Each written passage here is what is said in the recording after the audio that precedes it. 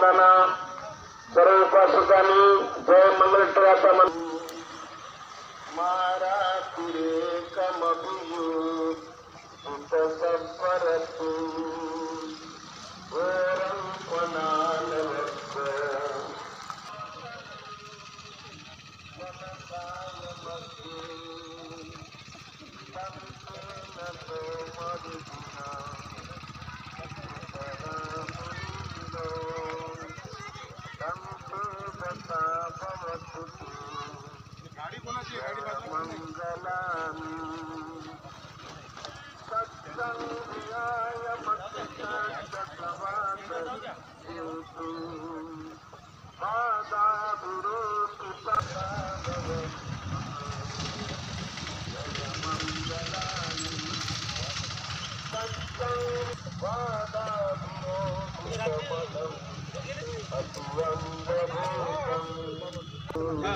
तुमचं गाव कोणतं? अंजनखेड.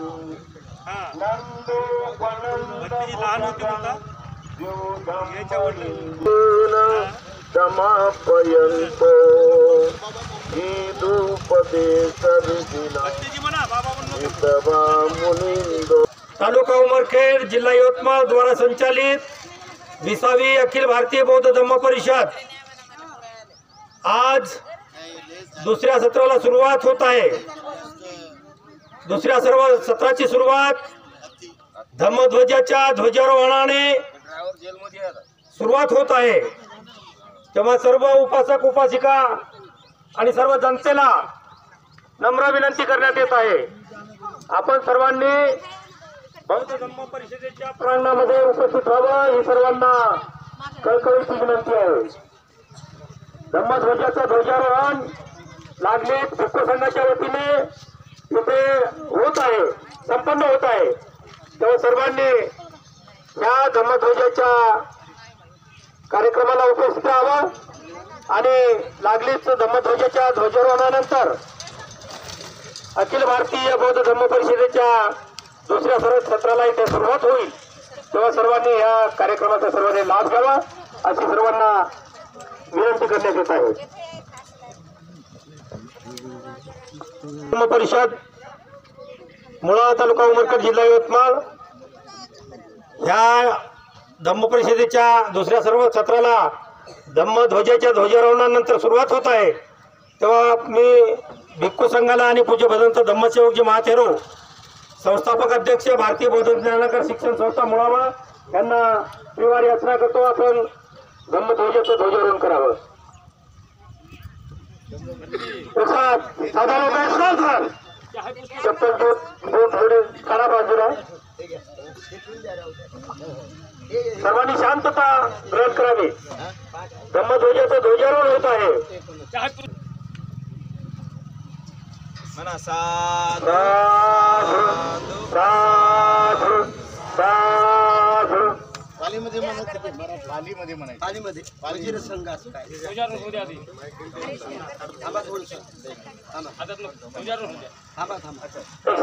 सावधान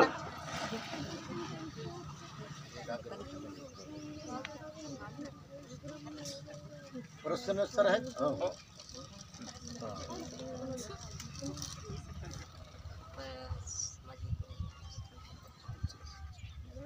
जालन्यावरून नालंदा बुद्ध विहारात जालना नालंदा बुद्ध विहाराचे नालंदा बुद्ध विहार भिक्खू शिवली नालंदा बुद्ध विहार जालना येथून पूज्य भदंत शिवली हे उपस्थित झालेले आहेत. अंगुलीमालचे शिष्य भंत भिक्खू शिवली हे पूज्य भदंत अंगुलीमाल याचे शिष्य आहेत. ते आपल्या धम्म परिषदेला उपस्थित झालेले आहेत. ध्वजारोहण होऊ द्या ना, नंतर घ्या. ध्वजारोहण होऊ द्या.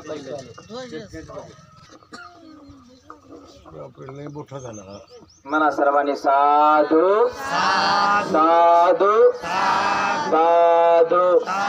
तथागत भगवान बुद्धाचा, डॉक्टर बाबासाहेब आंबेडकरांचा, धम्मा ध्वजाचा, धम्मा ध्वजाचा, धम्मा ध्वजाचा, धम्म ध्वजाचं वंदन करण्यासाठी आपल्या पायातील पादत्रानं बूट चप्पल काढून उभं राहायचं आहे. ठीक आहे ठीक आहे ठीक ओके. भिक्खू संघाचा म्हणा साधू. म्हणा माझ्या पाठीमागे वजीर संघात कायस अंगिरसा सतादिनो केसमासो हि अखिन्नं निल्लठाने हिरंसियो. हृदयाशी हात जोडायचे आणि सोबत पाठीमागे म्हणायचे वजीर संघात कायस अंगिरस सतादिनो सवितो चैव अखिन्नं तीर्थठाने हिरंसियो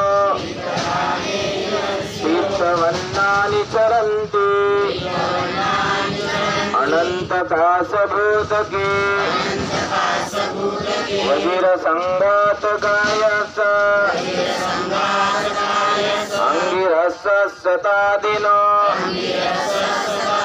मंसलोहित अखिन्नं रक्तठाने हिरंसियो रक्तवन्नानि चरन्ति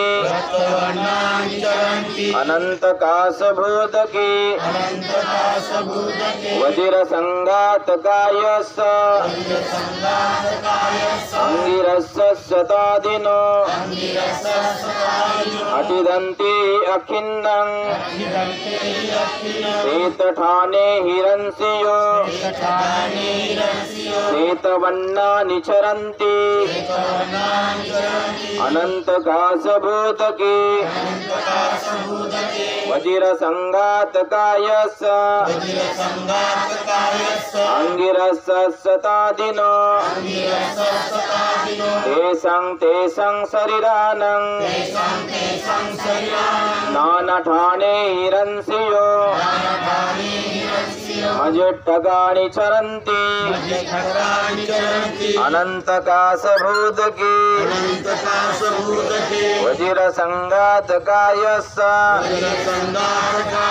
अंगिरस सतादिनो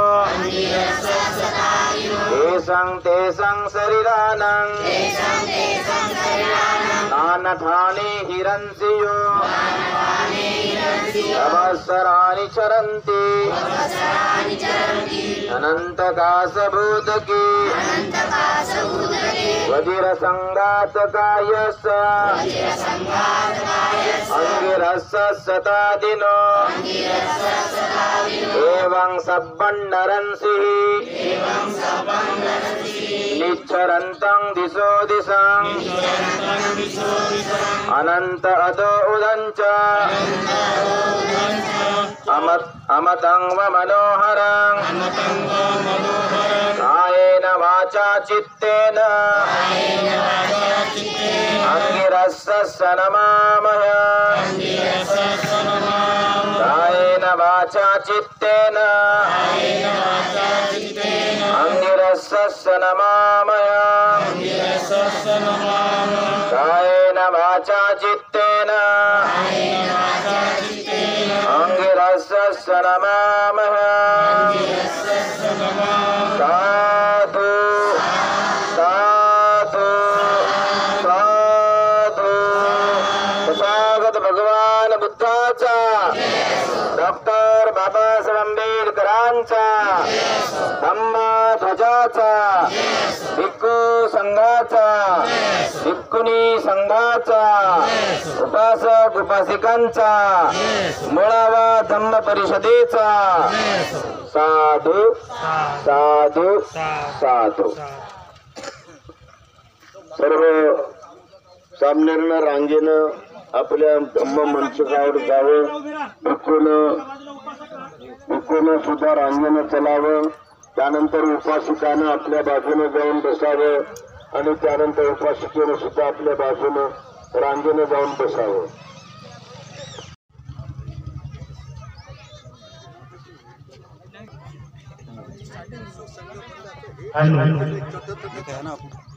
सर्व उपासक उपासिकांनी भगवतो सावक संघो उजुपटिपन्नो भगवतो सावक संघो न्यायपटिपन्नो भगवतो सावक संघो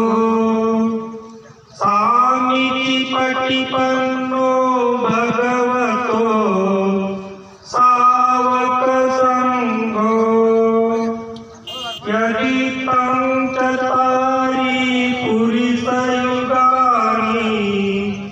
अष्टपुरिसपुगला यस भगवतो सावक संघो सुपटिपन्नो भगवतो सावक संघो उजुपटिपन्नो भगवतो सावक संघो न्यायपटिपन्नो भगवतो सावक संघो सामीचिपटिपन्नो भगवतो सावक संघो सुपटिपन्नो भगवतो सावक संघो. एकामागे एक अशी लाईन धरावी आणि आपल्या बौद्ध संस्कृतीला आणि बौद्ध विनयाला अनुसरून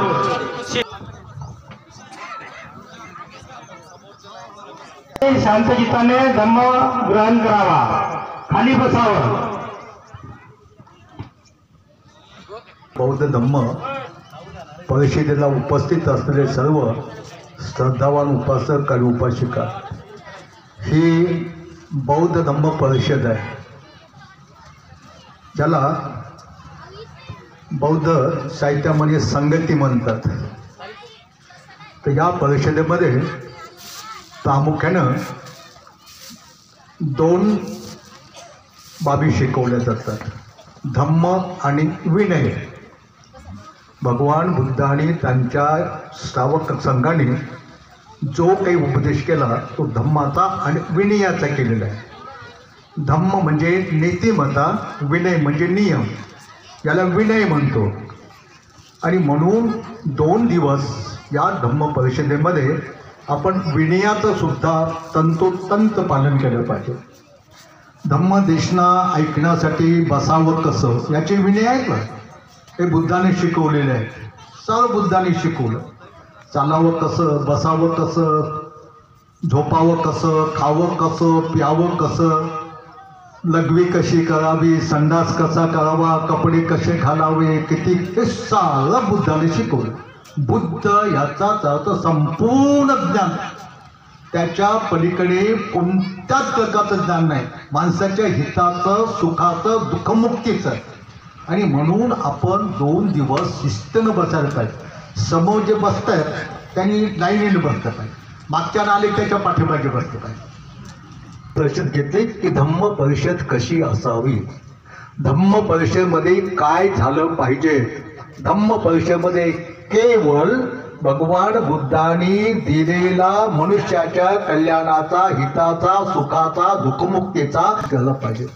तर धम्म श्रवण करणं हा सुखाचा मार्ग आहे. तुम्ही ज्याला धन म्हणता ना, धन, चांदी, सोनं, माणिक, मोती, हे धन आहे का? भगवान बुद्धांनी 7 धन सांगितले, त्यातलं एक धन आहे धम्म श्रवण करणे, त्याला धन म्हणतात. आणि म्हणून 2 दिवस आपण शिस्तीनं, अत्यंत शिस्तीनं बसायला पाहिजे. आणि मन लावून मनाच्या एकाग्र चित्ताने धम्म देशना ऐकली पाहिजे. आणि म्हणून एवढं मोठं अमौलिक माणसाचं जीवन व्यर्थ घालू नये. बुद्ध म्हणतात माणसा आणि अशी कठीण बाब आपल्याला मिळाली आहे, त्याचा योग्य आपण उपयोग घेतला पाहिजे. म्हणून 2 दिवस अगदी वेळेवर आपण या धम्म परिषदेच्या मंडपामध्ये येऊन पूजनीय भिक्षुणी संघाच्या अमृतुल्य वाणीतून धम्मदेशना श्रवण करण्याचा प्रयत्न केला पाहिजे. आणि आपल्या महापरिनिर्वाणाची घोषणा केली होती तुमच्या भाषेमध्ये मृत्यू, की आजपासून 3 महिन्यानंतर कुशीनगर इथे शाल वृक्षांच्या मध्ये माझं महापरिनिर्वाण होईल. म्हणजे आपण महापरिनिर्वाणाच्या अगोदर बुद्धाने आपल्या मृत्यूच्या अगोदर 3 महिन्याला घोषणा केली होती आणि ती घोषणा केली होती आजच्या माघ पौर्णिमेच्या दिवशी. आणि पौर्णिमा हा एक उपोषताचा दिवस आहे. उपोषताचा दिवस प्रत्येक माणसाने उपोषताच्या दिवशी अष्टशिलेचं पालन केलं पाहिजे. केवळ उपासिकांनीच नाही, प्रत्येक माणसाने, की ज्यांना जिवंतपणे भौतिक सुख हवं असेल, मेल्यानंतर दिव्य सुख हवं असेल आणि जिवंतपणे या अष्टशिलेचं तंतोतंत दैनंदिन जीवनात पालन करून त्याला निर्वाणात सुख असेल त्यांनी अष्टशिलेचं पालन केलं पाहिजे. अष्टशील हे भगवान बुद्धाच्या नावाचा उपास नाही. अष्टशील हे उपोषित व्रत आहे. तसे भिक्षुणी सामन्यरी दैनंदिन जीवनामध्ये अष्टशिलेचं पालन करून 4 मार्गफलाची प्राप्ती करून घेतात. आपण ग्रस्त असल्या कारणानं प्रत्येक दिवशी उपोषित व्रताचं पालन करणं अशक्य आहे. म्हणून कमीत कमी 1 महिन्यातून 4 दिवस तरी पौर्णिमा अमावस्या दोन्ही पक्षांच्या 2 अष्टम्या या दिवशी अष्टशील उपोषित व्रताचं पालन केलं पाहिजे. आपल्याला उपोषित व्रताचं काहीच महत्त्व नाही, काहीच नाही. त्याची इतकं मोठं महत्त्व आहे की उपोषित व्रताचा उद्देश पहिल्यांदा भगवान बुद्धांनी महाउपासिका विशाखाला केलेला आहे. विशाखाला उपोषित व्रताचं महत्त्व सांगताना बुद्ध म्हणतात, विशाखा नियमित अष्टशील उपोषित व्रताचं पालन केल्यानंतर बुद्धाच्या काळात लहान मोठे तिकडे 16 राज्य होते, काशी, कोसल, मगध अशा प्रकारचे. तर या 7 रत्नांनी युक्त असलेल्या 16 राज्याच्या 16 पट सुख मिळते उपोषित व्रताचं पालन केल्यानंतर. लक्षात, बुद्ध म्हणते हे भौतिक सुख तुच्छ आहे, याच्यापेक्षा दिव्य सुख मिळते. दिव्य सुख. आता काही मनुष्य जीवनात असताना आपण जर शिलाचं पालन केलं, अष्टशील उपोषित व्रताचं पालन केलं, 10 पारमितांचं पालन केलं, जर आपण मृत्यू पावल्यानंतर आपले 5 उपादान स्कंध म्हणजे आसक्तीचा नाश झाला नसेल तर, कामवासना, भववासना, विभववासनाचा नाश झाला नसेल तर, पण परंतु आपण नियमित शिलाचं पालन केलं असेल, उपोषित व्रताचं पालन केलं असेल, 10 पारमितांचं पालन केलं असेल, तर आपणाला 4 फलापैकी 2 फलाची प्राप्ती ग्रस्तांना होऊ शकते.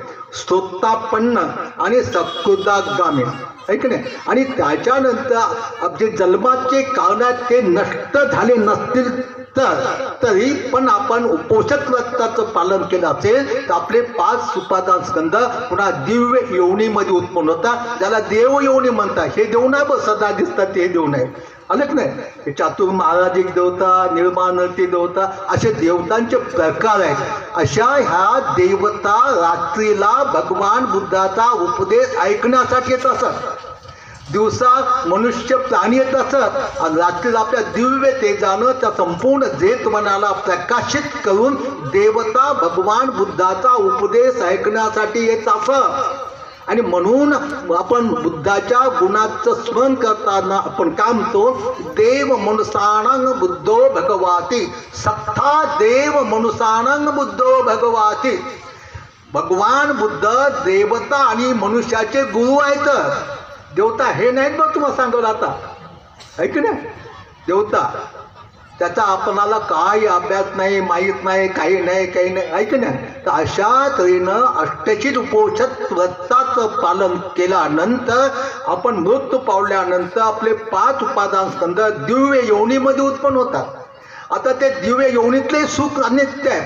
कारण का आपल्याला माहीत आहे की बोधिसत्व मनुष्य जन्मास येण्याच्या अगोदर दिव्य योनीमध्ये उत्पन्न होते आणि तिथून ते च्युत होऊन इथे महामायाच्या गर्भात त्यांनी प्रवेश केला. का देव योनीमध्ये जरी मनुष्य उत्पन्न झाला तर तो दुःखातून मुक्त होत नाही. आता तर खाओ पियो मजा करो हे सुख असते तिथं, पण जर संपूर्ण दुःखातून मुक्त व्हायचं असेल त्याला पुन्हा माणसाच्या योनीमध्ये यावं लागेल आणि तिथं ध्यान मनन चिंतन करून दुःखातून मुक्त व्हावं लागेल. इतकं मोठं महत्त्व या उपोषित व्रताचं आहे. आणि आजचा हा माघ पौर्णिमेचा दिवस आहे आणि म्हणून या ठिकाणी सर्वांनी उपोषित व्रताचं पालन केलं पाहिजे. उपोषित म्हणजे उपाशी राहणं नाही, ऐक नाही, अष्टशिलेचं पालन करणे.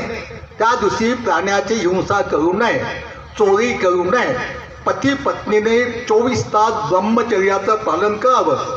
त्या दिवशी खोटं बोलू नये. त्या दिवशी दारू गांजा जुवा बिडी सिगारेट तंबाखू अल्पशी नशा ज्याच्यापासून उत्पन्न होते अशा कोणत्याही नशेली वस्तूचं सेवन करू नये. त्या दिवशी दिवसाच्या मध्याच्या नंतर भोजन करू नये. उपाशी राहणं म्हणजे उपास नाही. आता आपण 12 वाजता जेवलो तर काही आपल्याला भूक लागत नाही, प्रसन्न माणूस राहतो. वैज्ञानिक दृष्टिकोनातून सुद्धा रात्री जास्त खाल्लं की झोपही येत नाही, काही येत नाही, सहज होते, ऐक ना. आता तुम्हाला माझा अनुभव सांगतो. 60 वर्षामध्ये किती वर्षे? 60 वर्षामध्ये 12 वाजून 1 मिनिटानंतरही मी जेवलो नाही. लक्षात तुमच्या? कारण शील हे बुद्ध आहे. आणि जेव्हा तुम्ही बुद्धाचं अनुकरण करता, बुद्धाचं पालन करता, बुद्धाची सेवा करता, बुद्ध तुमच्या अंगात येतो, तुम्हाला भूक लागेल, तुम्हाला आळस येईल, ऐकणे. तर म्हणून प्रत्येक माणसाने अष्टशिल उपोषित व्रताचं पालन केले पाहिजे. तो दीक्षित बौद्ध असो की नसो त्याचा काही संबंध, तो माणूस आहे.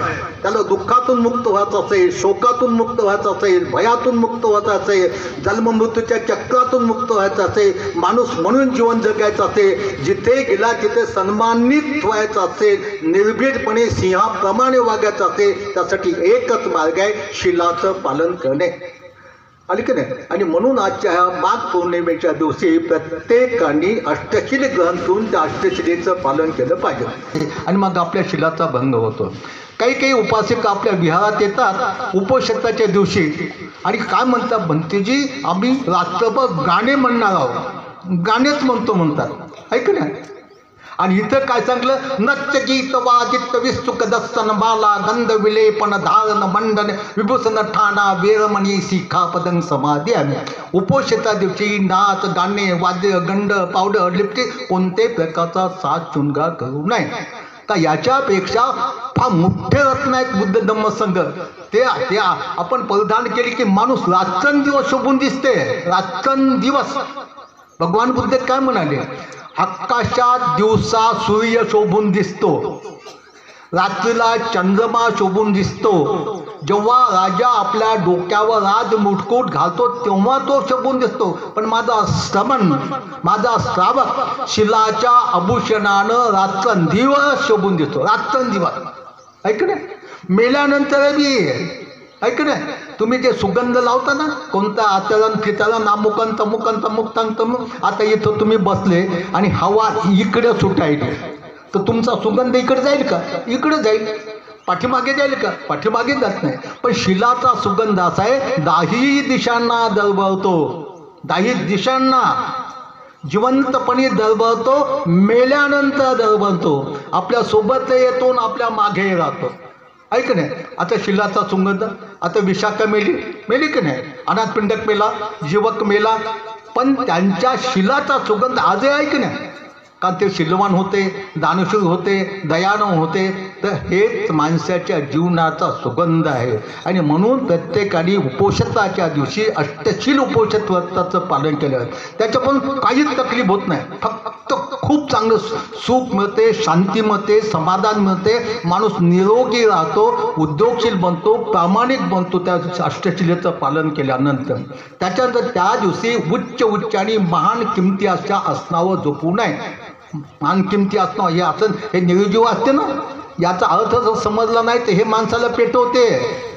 हे जातो उचूचातलं की त्याचं महत्त्व समजा हे कहासाठी आहे, झोपासाठी आहे हे समज नाही. तर ज्याला स्पर्श केले की माणसात कामवासना उत्पन्न होते आणि कामवासना हे अग्नी आहे. तर अशा तऱ्हेने ही धम्मपरिषद या महत्त्वपूर्ण माघ पौर्णिमेच्या दिवशी आपण आयोजित केलेली आहे की ज्या दिवशी महान कारुणिक भगवान बुद्धाने आपल्या महापरिनिर्वाणाची घोषणा केली होती. आपल्या तुमच्या भाषेत मृत्यूची. आजपासून 3 महिन्यानंतर वैशाख पौर्णिमेला कुशीनगर येथे शाल वृक्षांच्या मध्ये माझं पहाट परिनिर्वाण होईल. आणि म्हणून आपण 2 दिवस कामधंदे सोडून, हे मोठं काम आहे, धम्मश्रवण करणं काय साधूसुद्धा काम नाही आहे की नाही. हे कधी कधी मिळत असते. म्हणून खेड्या आपण या गावाचे लोक गरीब आहेत, आपण दुसऱ्या गावाला जाऊ शकत नाही आणि म्हणून आपण ही धम्मपरिषद या ठिकाणी आयोजित केलेली आहे. लोक किती येतात काही आपल्या समोर नाही, फक्त आपण आपला विचार केला पाहिजे, बस संपलं. बाकी कोणाचाही विचार करत नाही. आपण मी माझा, याही याचा, त्याने त्याचा, त्याचे त्या, संपलं आहे की नाही. किती सोपं आहे. पण ही खेदाची गोष्ट आहे, माणसं काय करतात, दासं करतात. एक बोट दुसऱ्याकडे जातात, बाकी 4 बोट दुसरीकडे इकडेच असतात. म्हणून बुद्ध म्हणतात कोण काय करतो, कोण काय केलं, कोण काय करेल याचा विचार न करता मी काय केलं, मी काय करतो, मला काय करत आहे हे विचार करणं आपल्या हिताचं आहे. आणि म्हणून 2 दिवस सर्वांनी लवकर उठायचं आणि लवकर उठून आपले कामधंदे सोडून नियमित धम्मदेशना ऐकण्यासाठी यायचं. धम्मदेशना ऐकण्याची संधी कधी कधी मिळत असते, ते धुंडून मिळत नाही. म्हणून 2 दिवस इथं पूज्य भिक्षू भिक्षुणीची संपूर्ण 2 दिवस इथं धम्मदेशना होणार आहे. आपलं माहिती आहे, इथं दुसरं काहीच होत नाही, काही होत नाही. आता इथे एक माणूस जरी असला, एकच, आणि एका माणसाला सांगण्यासाठी भंतेला कंटाळा आला तर मी 10 घंटे बोलतो, 20 घंटे बोलतो, किती घंटे बोलतो. बोलताना म्हणजे टोंगरे दुखत नाही, फिंगरे दुखत नाही, काही दुखत नाही. मला एवढंच माहीत आहे, आलिशान झोपून मरण्यापेक्षा लोकांना धम्म देता देता देता मिळत किती नव्हते. म्हणते धम्माचे देता देता मेला हो, आहे की नाही. मरण तर सत्य आहे, पण तो काय करून मेला याला महत्त्व आहे. म्हणून सर्व या गावातील उपासक उपासिकांनी, या गावातील सर्व धम्मबंधू भगिनींनी माणसात कोणत्याही प्रकारचा ज्याला नाव आहे त्याला धर्म म्हणत नाही. सत्याला कुठं नाव असते का? सत्याला कोणत्याही प्रकारचं नाव नसते. हिंदू सत्य, बौद्ध सत्य, मुस्लिम सत्य, ख्रिश्चन सत्य, पारशी सत्य. अरे सत्य म्हणजे सत्य आहे की नाही. आणि बुद्ध हे सत्य आहे.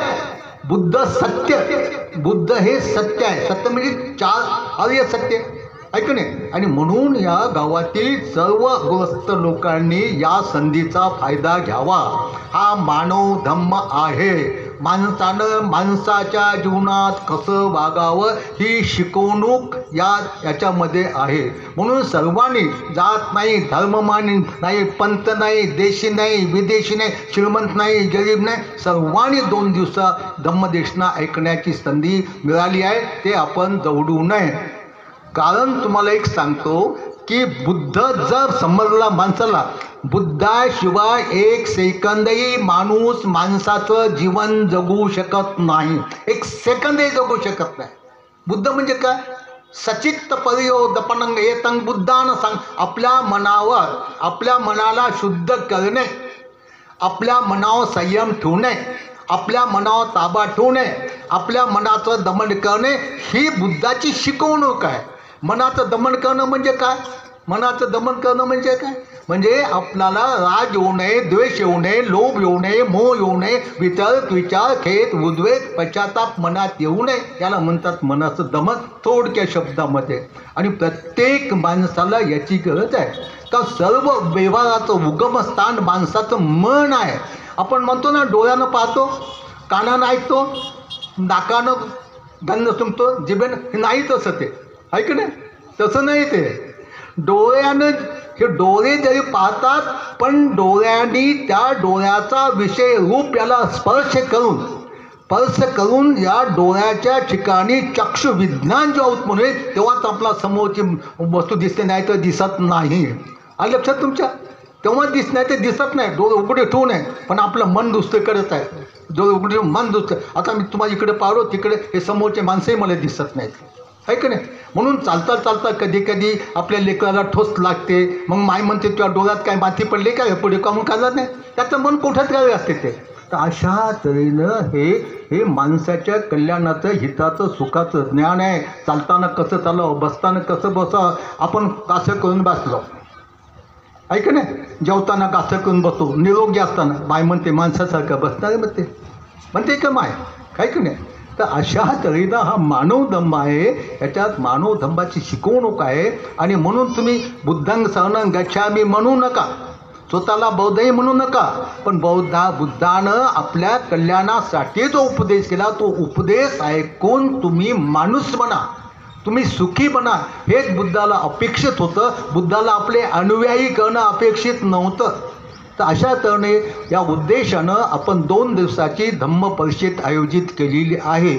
म्हणून प्रत्येक माणसाने 2 दिवस इथं शांततेने येऊन धम्मदेशना ऐकण्याचा प्रयत्न करावा. ऐकून समजून घ्यावं, समजून त्याप्रमाणे वागावं आणि आपलं स्वतःचं हित करावं. हे छोटी मेणबत्ती डबल करा.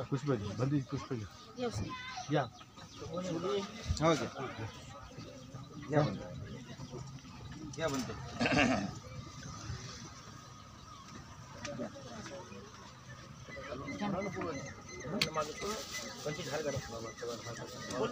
आपलं हो द्या ना, थांबा ना.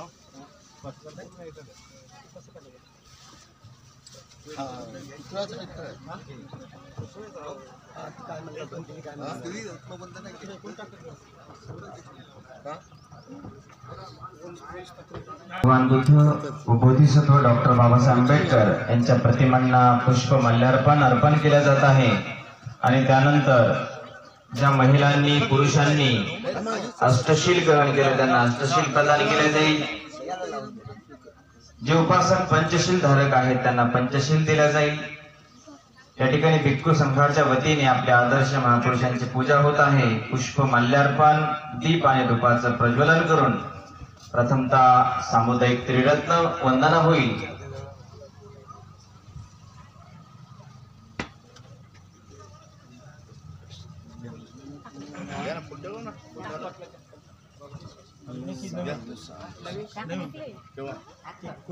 आपण सर्वांनी म्हणायचे साधू, म्हणा साधू साधू. तथागत भगवान बुद्धाचा, डॉक्टर बाबासाहेब आंबेडकरांचा, डॉक्टर बाबासाहेब आंबेडकरांचा, डॉक्टर बाबासाहेब आंबेडकरांचा. या ठिकाणी डॉक्टर बाबासाहेब आंबेडकर बोधिसत्व भारतरत्न इमॅन्सिपेशन उभं राहून साक्षात सोपटीपन्न. अरहं सम्मा सम्बुद्धो भगवान् बुद्धं भगवन्तं अभिवादिमि. स्वाहातो भगवता धम्मो धम्मं नमस्सामि. सुपटिपन्नो भगवतो श्रावक संघो संघं नमामि.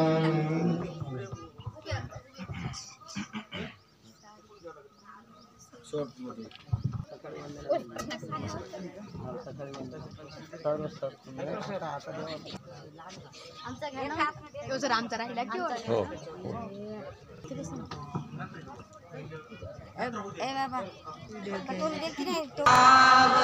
संघो संघं नमामि.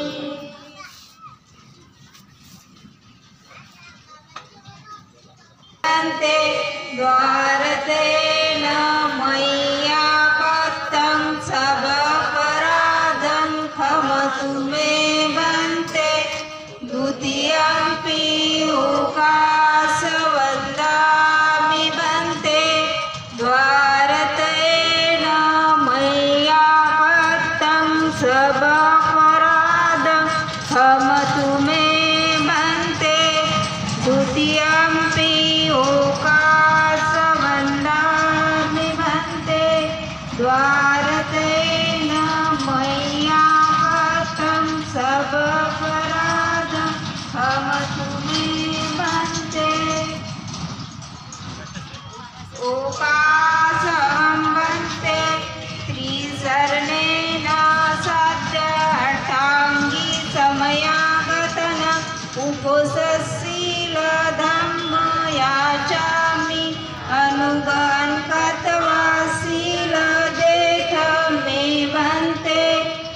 द्वितीयंपि उपासहं भन्ते त्रिसरणेन सद्य पञ्चषष्ठाङ्गि समयागतनम् उपोषशील धम्म याचामि अनुगान कतवाशील देथ मे भन्ते तदीयंपि उपासहं भन्ते त्रिसरणेन सद्याष्टाङ्गि समयागतनम् उपोषशील धम्म याचामि अनुगान कतवाशील देथ मे भन्ते यमहं वदामि तं वदेथ अहं भन्ते नमो तस्सै भगवतो अरहतो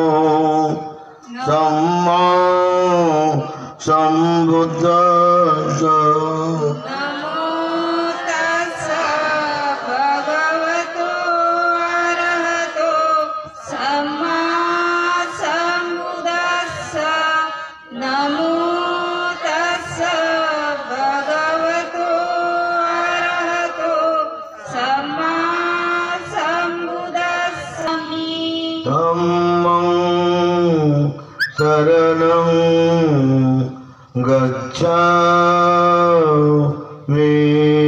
धम्मं शरणं गच्छामि संघं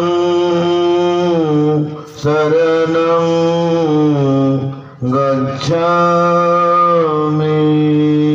संघं शरणं गच्छामि द्वितीयंपि बुद्धं शरणं गच्छामि द्वितीयंपि बुद्धं शरणं गच्छामि संघं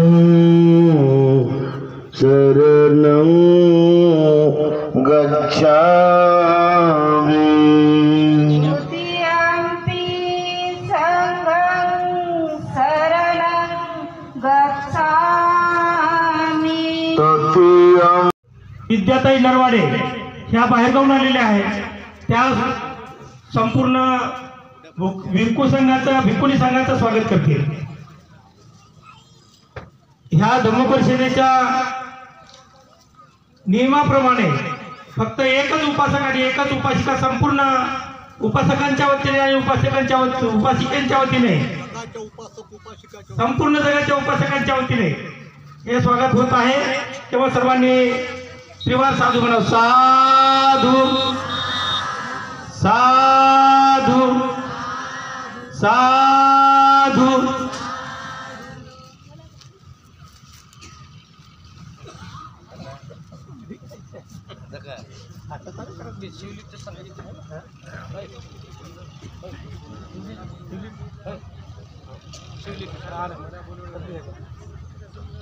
शिवली समोर या ना. शिवली आहे ते बाजूला आहे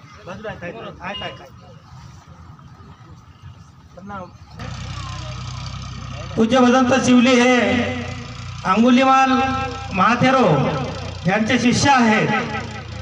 MA पालीमध्ये पूर्ण MA असून ते नेट आहे असे पाली भाषेचे विद्वान भिक्खू. पालीमध्ये त्यांनी GRF सुद्धा मिळवलेली आहे. ते आपल्या धम्मदर्शनाला सुरुवात करतील अशी त्यांना त्रिवार याचना करतो. पुरिन्ति एकेचिधम्मं शरणं गतासे न ते गमिषन्ति अपायां पहाय मानुषदेहां देवकाय परिपुरिन्ति एकेचि संघं शरणं गतासे न ते गमिषन्ति अपायां पहाय मानुषदेहां देवकाय परिपुरन्ति।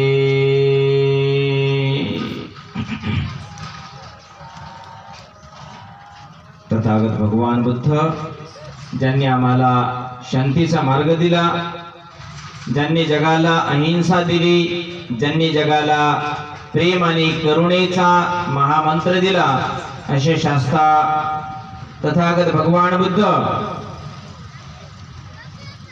ज्यांनी आम्हाला धम्मरूपी दान दिलं, ज्यांनी आम्हाला शिक्षणाच्या वाटावरती आणलं, धम्म आमच्या पदरामध्ये ज्यांनी टाकला, असे आपले इमॅन्सिपेटर, मुक्तिदाता,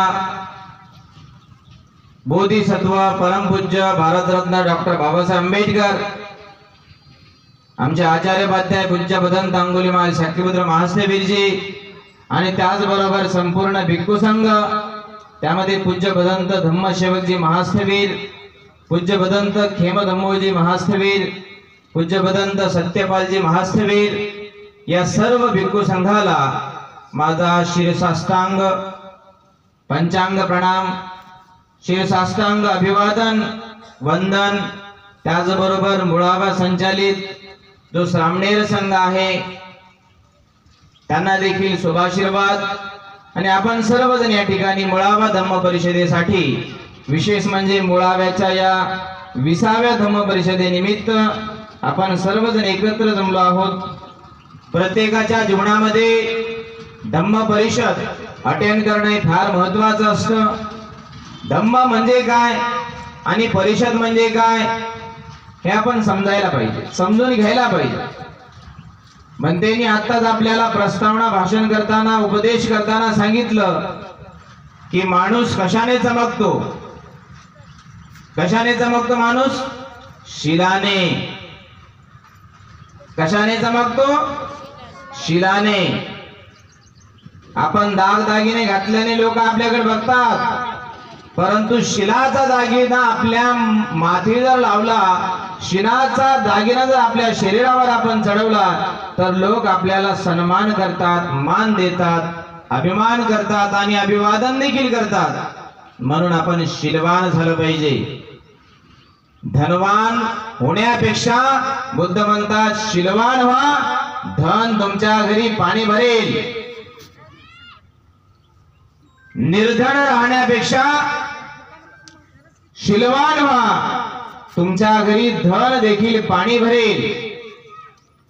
मग या ठिकाणी आपण शील बलवान करण्यासाठी आलो आहोत, शीलवान होण्यासाठी आलो आहोत, धम्म ऐकण्यासाठी आलो आहोत, सद्धम्म श्रवण करण्यासाठी आलो आहोत।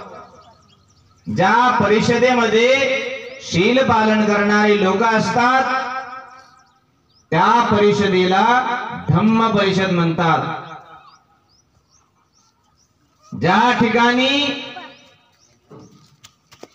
अंधश्रद्धा, अंधविश्वास, अंधभक्ती, ज्या ठिकाणी अंध परंपरा शिकवली जाते त्या परिषदेला परिषद नाही तर मेळा म्हणतात। आणि अशी अंधश्रद्धा ज्या ठिकाणी शिकवली जाते त्याला कुंभमेळा असं म्हणतात।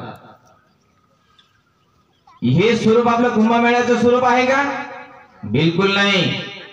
हा धम्माचा मेळावा आहे, ही धम्माची वस्तुस्थितीने आकर्षित केलेली धम्माची परिषद आहे, म्हणून आपण धम्म परिषद म्हणतो। बुद्धाच्या काळामध्ये देखील परिषदा व्हायच्या, त्यांना धम्म संगीती म्हणायचे। धम्म संगीत एकूण 6 झालेले आहेत, त्यापैकी 3 भारतामध्ये झाल्या, 1 श्रीलंकेमध्ये झाली आणि 2 म्यानमार मध्ये झाल्या। या 6 संगीतीच्या आधारावरती आज आपण बौद्ध धम्म संगीती साजरी करत असतो। अखिल भारतीय भिक्खू संघाची धम्म परिषद। त्याचबरोबर धम्म परिषदाबरोबरच बऱ्याच ठिकाणी धम्माचे मेळावे होतात। त्यातून आपल्याला एकच गोष्ट शिकायला मिळते, बुद्ध शिकायला मिळतो, धम्म शिकायला मिळतो आणि भिक्खू संघ शिकायला मिळतो। भंतेने सांगितल्याप्रमाणे म्हटलं अगोदर दुसऱ्यांनी बोलायला पाहिजे। भंतेंचं म्हणणं देखील आहे की अगोदर तुम्ही बोला। आम्हाला या ठिकाणी विषय दिलेला आहे की भारतातील जसा बौद्ध धम्म आहे तसा श्रीलंकेमध्ये बौद्ध धम्म कसा आहे हे थोडक्यात तुम्ही सांगा. श्रीलंकेमध्ये बौद्ध धम्माचा जन्म झाला का? बौद्ध धम्माचा जन्म कुठे झालेला आहे? बुद्धाचा जन्म कुठे झालेला आहे? कुठे झालेला आहे? भारतामध्ये झालेला आहे. आणि सिद्धार्थ बोधिसत्वाचा जन्म कुठे झालेला आहे? भारतामध्ये जम्बूद्वीपामध्ये झालेला आहे, नेपाळमध्ये झालेला आहे. प्रश्न पत्रिकेमध्ये प्रश्न आला होता की बुद्धाचा जन्म कुठे झाला? बऱ्याच जणांनी लुंबिनी केलं, परंतु बुद्धाचा जन्म, बोधीचा जन्म कुठे जर झाला असेल तर तो बुद्ध गयाला झाला. भारतात झालं ते फार सार्वजनिक सामुदायिक उत्तर आहे, परंतु संक्षिप्त जर उत्तर करायचं असेल, फोकसली जर उत्तर द्यायचं असेल तर ते बुद्ध गया आपल्याला म्हणावं लागेल. बुद्ध गया या ठिकाणावरूनच भगवान बुद्धाने आपला धम्माचा प्रचार आणि प्रसार करायला सुरुवात केली. किती वर्ष केला प्रचार आणि प्रसार भगवान बुद्धाने? लगातार 45 वर्ष अखंड आणि अथक परिश्रमाने भगवान बुद्धाने बुद्ध धम्माचा प्रचार केला. प्रचारामध्ये नेमकं काय सांगितलं? प्रत्येक वेळेस भगवान बुद्धाने उपासकांना शील सांगितलं. प्रत्येक वेळेस भगवान बुद्धाने लोकांना, भिक्षूंना समाधीचा अभ्यास कसा करावा हे सांगितलं. प्रत्येक वेळेस भिक्षू भिक्षुणींना, उपासक उपासिकांना, अनागारिक आणि अनागारिकांना समाधी कसं पालन करावं याचं तंतोतंत भगवान बुद्धाने आपल्याला सांगितलेलं आहे. आणि त्याचंच आज देखील आपण पालन करतो आहोत. बुद्धाचा जन्म भारतामध्ये झाला, बुद्ध धम्माचा उगम भारतामध्ये झाला. आणि आज सगळ्यात जास्त प्रचार आणि प्रसार कोणत्या देशामध्ये आहे?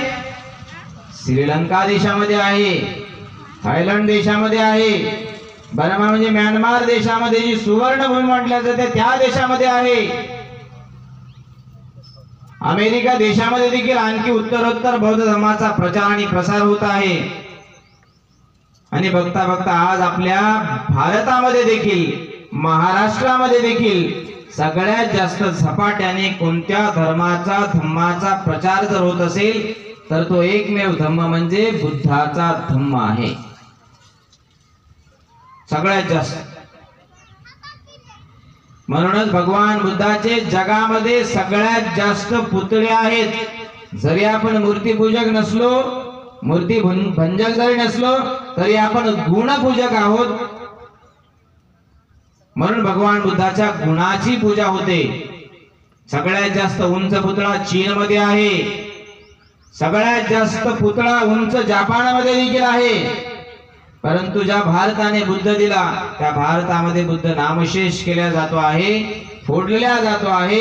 ज्या ठिकाणी लेण्या आहेत, गुफा आहेत, त्या ठिकाणी तोडफोड केल्या जाते आहे. ही आपल्या भारताची, भारतीयांची, भारतीयांकडूनच केल्या जाणारी शोकांतिका आहे. तात्पर्य श्रीलंकेमध्ये बौद्ध धम्म गेला कसा?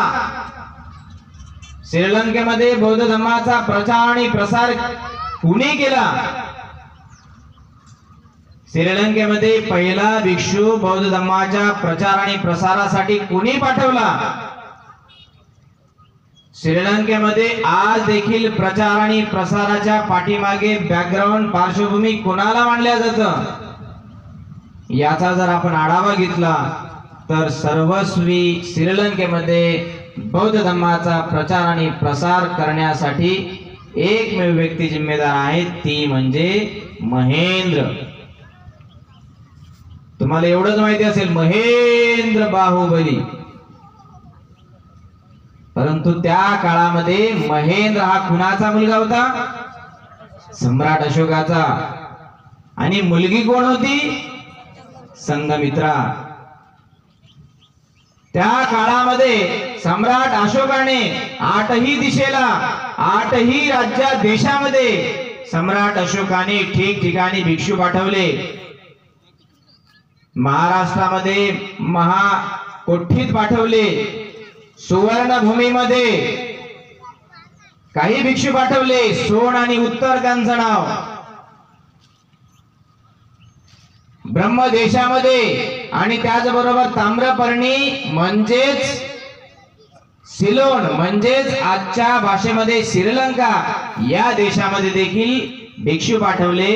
त्यांचं नाव महेंद्र. त्यांची स्टोरी फार आश्चर्यचकित करणारी आदर्श आहे. ज्यावेळेस महामोगल्यन धम्मदेशना देत असतात, प्रवचन करत असतात, त्यांच्या बाजूला मोगल्यन महामोगल्यन मोगली बुद्ध दिसते, यांच्या बाजूला महेंद्र आणि संघमित्र असतात, प्रवचन करत असतात. मोगली बुद्ध दिसत. तर ज्यावेळेस प्रवचनाचा शेवट होतो आणि अशोक राजा उभा राहतो आणि काय म्हणतो, मी बौद्ध धर्माच्या प्रचार आणि प्रसारासाठी 84,000 लेण्या, स्तूप, विहार निर्माण केले, जागोजागी भिक्षूंच्या निवासाची व्यवस्था केली. काय म्हणते, मी या धम्माचा दायाद होईल का? मी या धम्माचा दायाद आता आहे का? त्यावेळेस मोगली बुद्ध दिसत काय म्हणतात, नाही.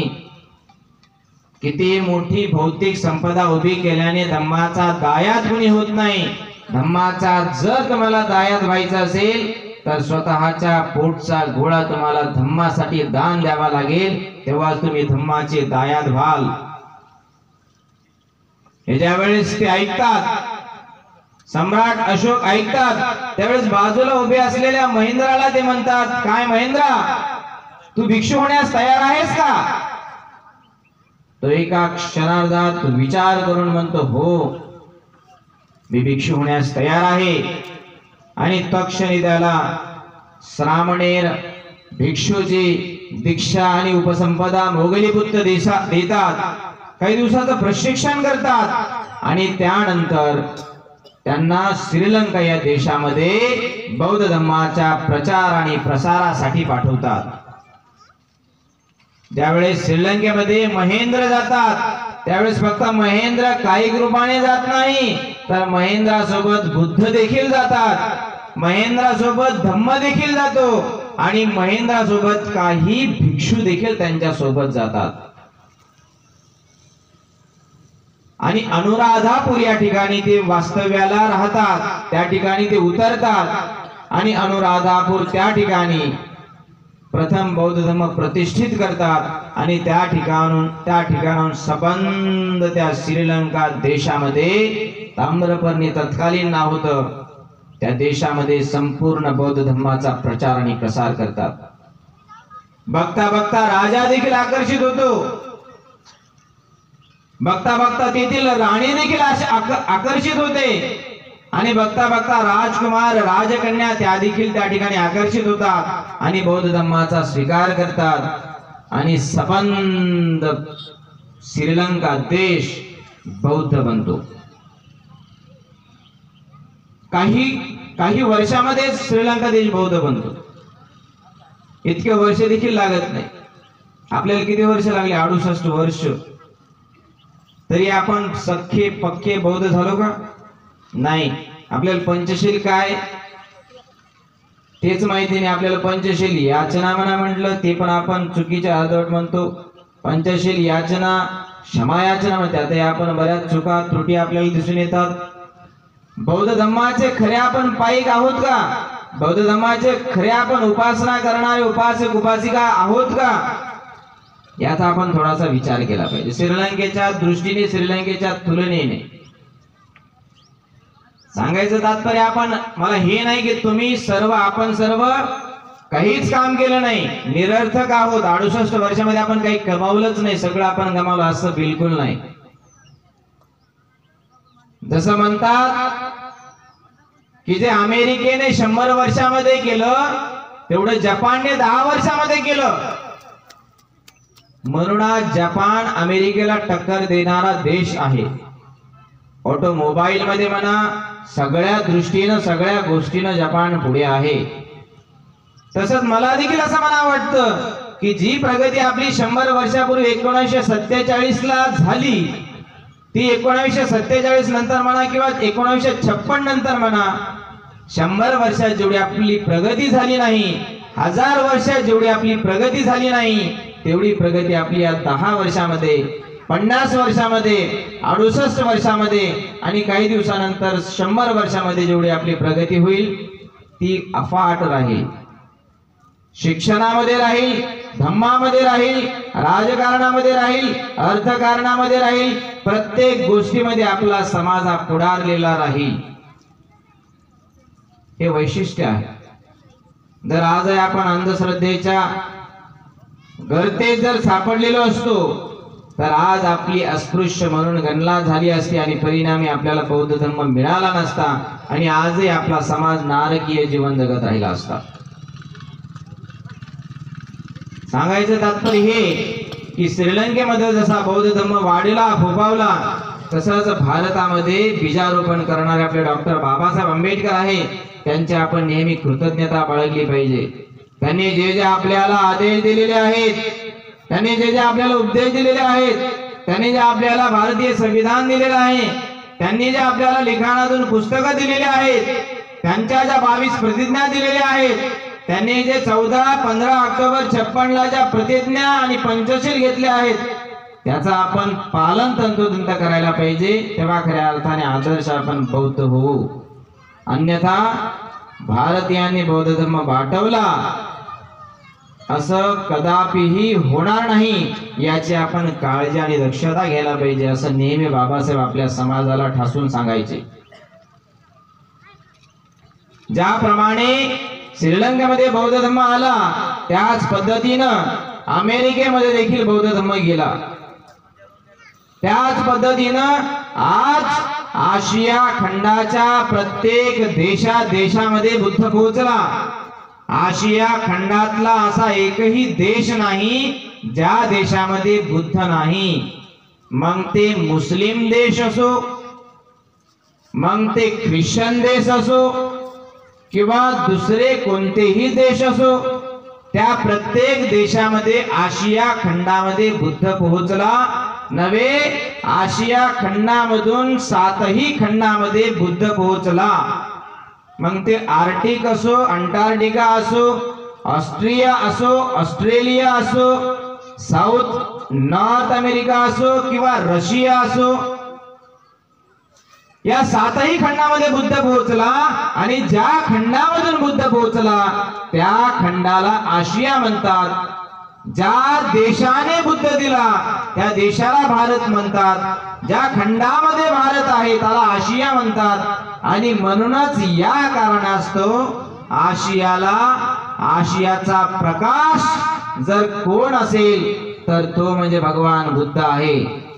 म्हणून आजही अर्नाव यांनी एक ग्रंथ लिहिलेला आहे, the light of Asia, lord Buddha.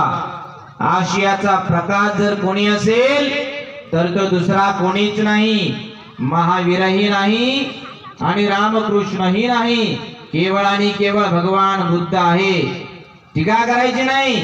मला खरं सांगायचं, जनरल नॉलेजचा प्रश्न UPSC MPSC ला किंवा कोणत्याही TET शिक्षक आणि शिक्षकेतर परीक्षेला येणारा हा प्रश्न आहे, हे मला यातून सांगायचंय.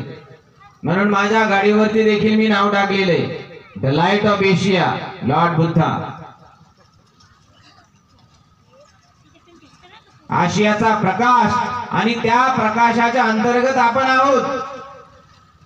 या आशियाच्या प्रकाशात आपल्याला काहीतरी किरण घेता आला का? किरण घेता येईल का?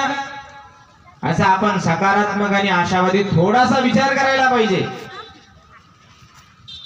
थोडासा जरी विचार केला तर तुमच्या हृदयामध्ये बुद्ध पेरल्या जाईल, तुमच्या डोक्यामध्ये बुद्ध ठेवल्या जाईल. मी नेहमी म्हणतो आणि आजही सांगतो की तुम्हाला बुद्ध समजायला वेळ लागेल, परंतु बुद्ध समजल्यानंतर त्या बुद्धाचं तुम्हाला वेळ लागेल. डॉक्टर बाबासाहेब आंबेडकर समजायला तुम्हाला वेळ लागेल, परंतु डॉक्टर बाबासाहेब आंबेडकर समजल्यानंतर तुम्हाला बाबासाहेबांचा वेळ लागेल.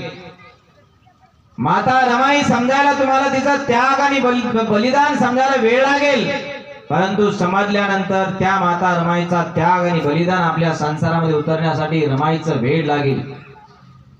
तुम्हाला भिक्खू आणि भिक्खुणी संघ समजून घ्यायला वेळ लागेल, परंतु एकदा का त्यांचा आदर्श समजला, दुःखातून मुक्त होण्यासाठी ते भिक्षू झाले. एकदा का तुम्हाला भिक्खू समजला तर तुम्हाला भिक्खू बनण्याचा वेळ लागेल, भिक्खुणी बनण्याचा वेळ लागेल. माझा मुलगा देखील श्रामणेर बनला पाहिजे, माझी मुलगी देखील श्रामणेर बनली पाहिजे, याचा देखील तुम्हाला धार्मिक वेळ लागेल. आणि हे केवळ आणि केवळ त्रिरत्नच करू शकतात. त्रिरत्नामुळेच होऊ शकतं. जे आज श्रीलंकेमध्ये झालेलं आहे ते आज भारतामध्ये गतिमान दिशेने होत आहे. आज श्रीलंका जरीही आपल्यापेक्षा गरीब देश असला, परंतु तो धार्मिक संपन्न देश आहे. परंतु आज जरी आपण आर्थिक दृष्ट्या भारतीय दृष्ट्या जर बघितलं, आपण संपन्न असलो, सधन असलो, तरी आपण धार्मिक दृष्ट्या सर्व धर्माच्या दृष्ट्या आपण फार दुर्बळ आहोत आणि परिणामी आपण धार्मिक वितुष्टामध्ये अडकलेलो आहोत. श्रीलंकेमध्ये तसं नाही. जातीभेद नाही, भेदाभेद नाही, मनुष्यभेद नाही, वर्णभेद नाही. अमेरिकेमध्ये देखील ब्लॅक व्हाईट आहे, आपल्यामध्ये देखील उच्च नीचता आहे. परंतु ज्या ज्या ठिकाणी बुद्ध पोहोचला, ज्या ज्या ठिकाणी बौद्ध धम्म पोहोचला, ज्या ज्या ठिकाणी बुद्धिवाद पोहोचला, ज्या ज्या ठिकाणी बुद्ध धम्मातले बुद्धिवादी पोहोचले, त्या त्या ठिकाणी समता पसरण्याचं, समता पेरण्याचं कार्य थोनात करण्यात आलं. म्हणून देखील आपल्या भारतीयांना ती फार आवश्यकता आहे. समता पेरण्याची, समानता पेरण्याची, विषमता दूर करण्याची हीच योग्य वेळ आहे. आणि याची नांदी अशा धम्म परिषदेतूनच उठली पाहिजे. अशा धम्म परिषदेच्या माध्यमातूनच समता पेरण्याचं, विषमता दूर करण्याचं काम होऊ शकतं. लोक 1000-2000 लोक ऐकायला येतात, त्यामध्ये धम्माचं बीजारोपण होतं आणि असे लोक 4 गोष्टी धम्माच्या दुसरीकडे जाऊन सांगतात आणि परिणामी धम्माची खऱ्या अर्थाने वाढ होते. या ठिकाणी फक्त आपण ऐकण्यासाठी आलो आहोत याचं भान राहू द्या. आपण या ठिकाणी खाण्यासाठी आलो का? नाही. आम्ही जालन्यावरून 4:30ला निघालो, 4:30-5च्या दरम्यान. या ठिकाणी 8:30ला पोहोचलो. आज विशेष म्हणजे पौर्णिमा, आणि पौर्णिमेच्या दिवशी आम्ही नाश्ताही केला नाही, कंप्लीट उपवासात. आणि विशेष म्हणजे आता 12च्या आसपास भोजन होईल, 11 ते 12च्या आतमध्ये, आणि त्यानंतर परत धम्म परिषद. तर तात्पर्य हे की आम्ही देखील भोजनाला महत्व देत नाही, शिलाला महत्व देतो. मला पूज्य भदंत धम्मसेवकजी महास्तवीर यांचं वाक्य ऐकल्यानंतर माझ्या अंगाला तर काटे आले. त्यांनी सांगितलं की अख्ख्या माझ्या या 60 वर्षामध्ये मी 12:01 झाल्यानंतर आजपर्यंत भोजन केलं नाही. मला ते आठवत नाही, मला ते स्मरण होत नाही. काय तो त्याग, त्यांच्या त्यागाला इथे आपण साधुवाद दिला पाहिजे. म्हणा साधू साधू साधू. असंच अखंड आपण कार्य या मुळाव्या संस्थेतून आपण करत आहात. आम्हाला देखील त्याचा अभिमान आहे, आम्हाला देखील त्याचा सन्मान आहे की असे देखील त्यागी भिक्षू बुद्ध काळातले जसे आहेत तसेच या ठिकाणी आहेत. त्याचबरोबर आमचे पूज्य भदंत खेमधम्मोजी महास्तवीर ते आम्हाला PhDच्या थेसिस साठी नेहमी मार्गदर्शन करत असतात. नाही असं नाही, तसं लिहायला पाहिजे, तसं नाही शिवली तू या ठिकाणी चुकला, असं लिहायला पाहिजे. नेहमी आमच्याकडे लक्ष ठेवतात. विशेषमुळे त्यांनीच बऱ्याचदा आम्ही त्यांना विहारामध्ये नालंदा बुद्धाने बोलवलं, प्रवचन देखील छान हसून खेळून सांगतात. त्यांनी असं म्हटलं की बनते तुम्ही देखील आमच्या मुळाव्याला आलं तर बरं होईल. म्हणून त्यांच्या विनंतीवरून आम्ही या ठिकाणी पाऊल ठेवलं. मला वाटतं काही 1 वर्षापूर्वी मी आलो होतो या ठिकाणी, एक लग्न होतं, तर त्या दरम्यान देखील भंतेंची आमची भेट झाली. तर त्यांच्या देखील त्यागाला आणि आम्हाला त्यांनी मार्गदर्शन केल्यामुळे त्यांच्यासाठी देखील एकदा आपण साधुवाद दिला पाहिजे. म्हणा साधू साधू साधू. त्यांच्या बाजूलाच पूज्य भदंत सत्यपालजी महास्थवीर आहेत. आमचे ते एमफिल चे गाईड आहेत. MA चे आमचे ते प्रोफेसर आहेत. त्यांचं तर आम्हाला मार्गदर्शन सदा असतं. MPhil चा माझा थीसिस होता बौद्ध धर्म में निर्वाण की संकल्पना एक अध्ययन, the concept of nirvana in Buddhism, critical study. याबद्दल त्यांनी आम्हाला पुस्तकं सुचवले की नाही शिवली, तू हे पुस्तक वाचायला पाहिजे, त्यातून तू सार शोधायला पाहिजे, त्याचा संदर्भ या तुझ्या या लिखाणामध्ये आला पाहिजे. असं वेळोवेळी मला मार्गदर्शन करणारे म्हणजेच पूज्य भिक्खू सत्यपालजी महाराज, त्यांच्या देखील त्यागाला आणि मार्गदर्शनाला मी सलाम करतो, अभिवादन करतो. त्यांच्यासाठी देखील आपण एकदा साधुकार दिला पाहिजे. म्हणा साधू साधू साधू. असे त्यागी भिक्षू आपल्यामध्ये निघाले पाहिजे, जन्माला आले पाहिजे.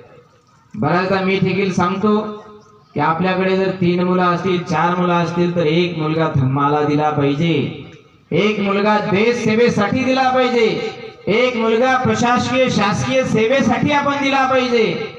असं आपण काम करायला पाहिजे. भिक्षू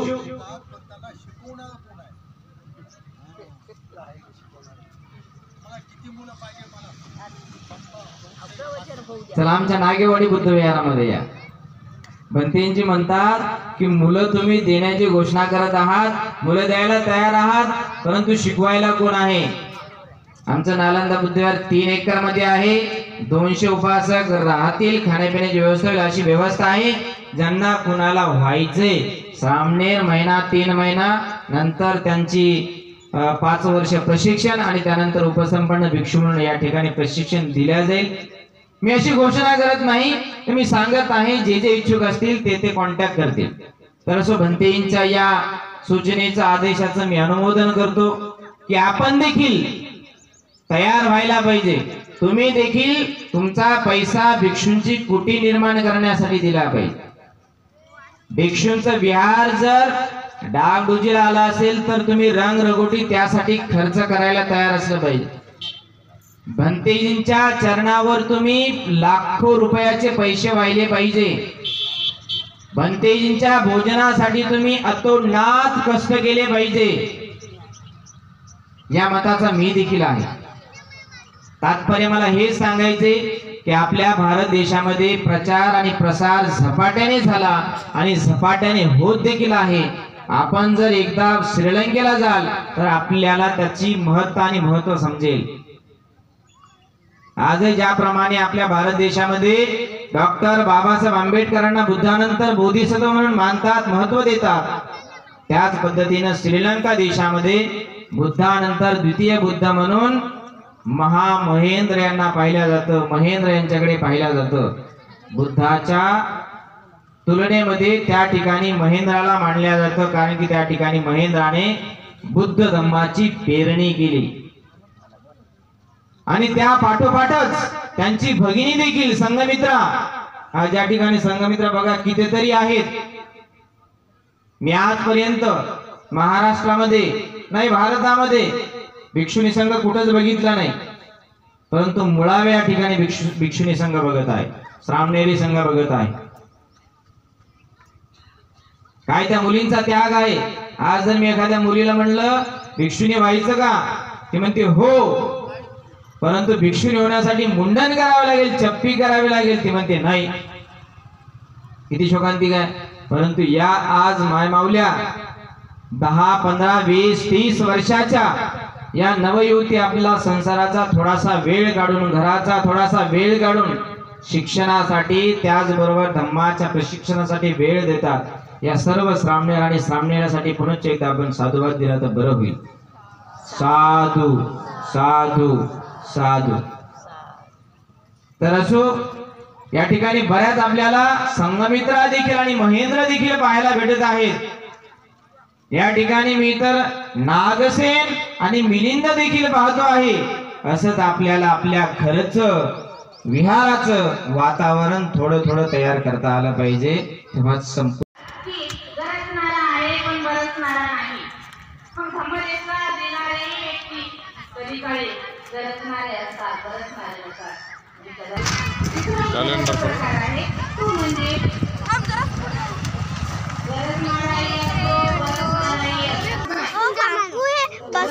बसवलं तरी पण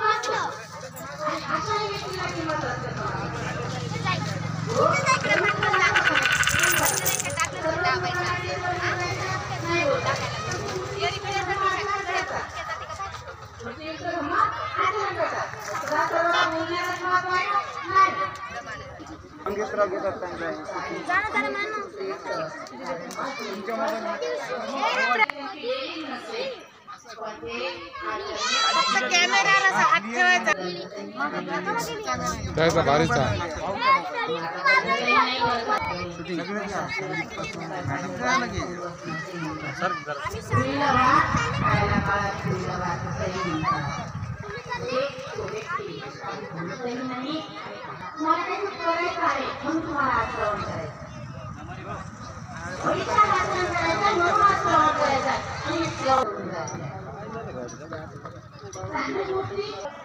एक वेगळं कार्य करण्यात दैनंदिन जीवनामध्ये किंवा व्यावहारिक जीवनामध्ये आपल्याला जे काही पदव्या मिळत आहेत त्या पदव्याच्या 5 वाजता डबल शूटिंग घ्या बरं आता चालू आहे वाटते ना गर्दी असते आजपेक्षा